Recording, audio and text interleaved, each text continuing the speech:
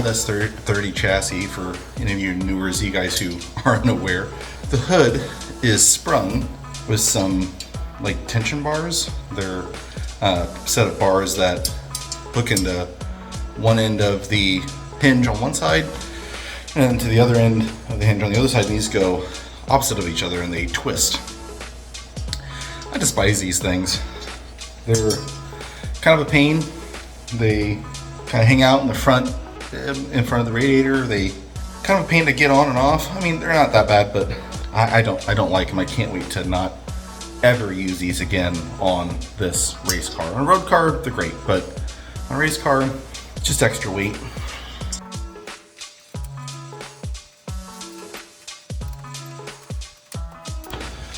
This hood is the original hood to the car.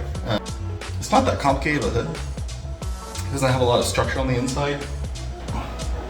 As you can see here, it's just mostly around the perimeter, but it's surprisingly heavy. So I've got a fiberglass hood from Z-Trix over here that's going to go on in its place. We have a lot of work to do before it can go on, some design work and everything else, but it's been a long time since I've had this hood off. I don't think it's going to go back on the car.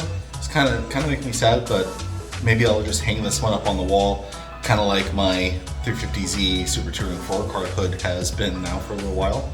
So it's off. Some of you might ask, well, why take off all the original body panels? I mean, this looks cool. It's got a lot of damage. I damaged it my first Global Time Attack weekend with the car when I took it to Global Time Attack Finals in 2021. I was on cold slicks on a racetrack I had never been on before, and then turn 2, the first hairpin at Button Willow, I was on cold slicks and it was a cold morning. And the car just over-rotated. I kind of went off to the grass, came back out perfectly fine, but because the way that this whole system was set up to begin with, I had some interference issues, some clearance issues with my tire to the fender. And then the tire came in contact with the fender back here and bent a bunch of stuff up, and had to bend everything back, and it was a messy weekend. So like that, the hood I just took off, it's filled with rust. I mean, it looks cool from the outside. I've really tried to work it over to make it work, but it's got a lot of body filler in it. It's heavy it's heavier than you think. It's got a lot of rust in it. These fenders also have a lot of rust in their original fenders that I've chopped up, but they have a lot of issues as well. So it'd be nice to get some really clean fiberglass units on, and then I don't have to worry about the fiberglass rusting. So plus it'll be quite a bit lighter than the original sheet metal. So I'm gonna press on with getting all this stuff off.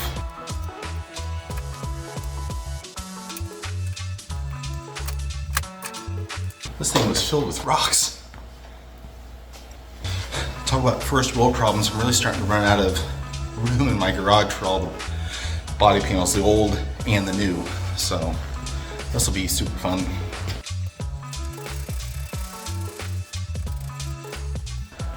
This is the original headlight bucket.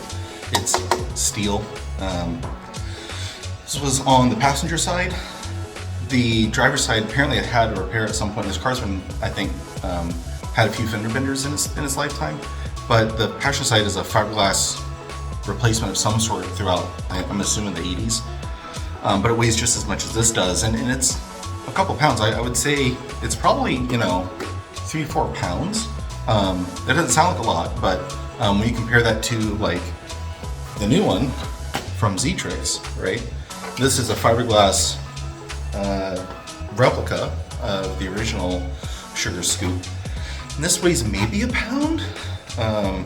It really weighs pretty much nothing. So, between the fiberglass hood, fenders, headlight buckets, things like that, we're gonna save quite a few pounds on the front end of this car.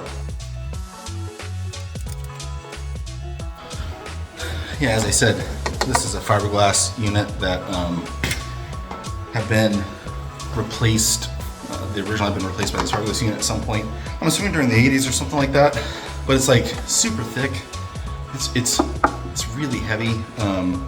Honestly, it's not a bad unit. It's just for our purposes, I just want to save weight as much as I can, and I want a matching set, so I have 2 new headlight buckets from Z-Trix, but yeah, this had to go away.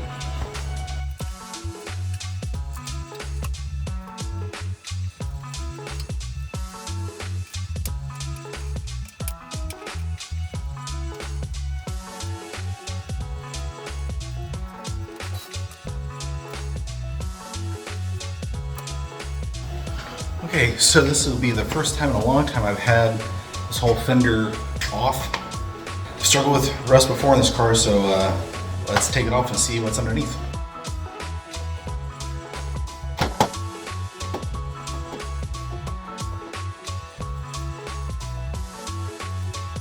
Honestly, it's not looking too bad except for some clag underneath the fender.